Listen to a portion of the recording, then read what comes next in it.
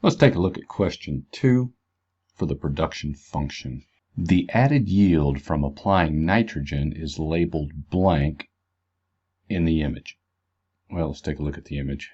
So this table, 7-1, production function for nitrogen, fertilizer, and corn.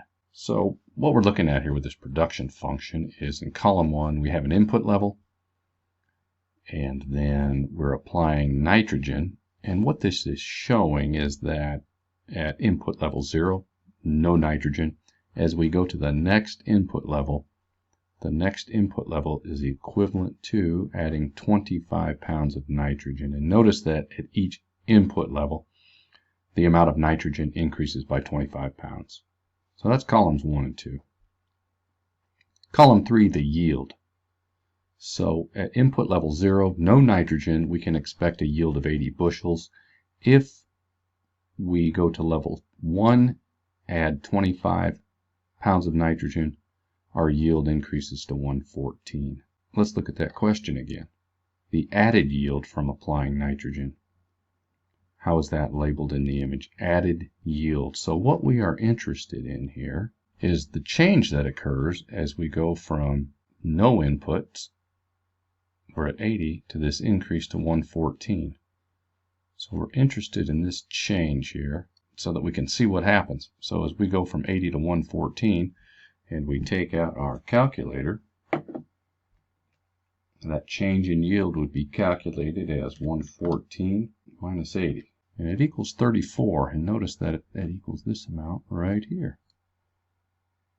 And that is known as the total physical product, TPP. The change in the yield as we add one additional input, total physical product increases by 34. The added yield from applying nitrogen is labeled total physical product. This one right here, total physical product. Let's take it one step further and make sure that we are okay with that. What happens if we're down here at, say, input level 5 right here, and we've got this 172? What would the TPP be at that location? So what we're looking at is we're increasing all the way down. Level 5, is that how we got this 92 right here? Let's find out. 172 minus 80, 92. And indeed, that is correct right there.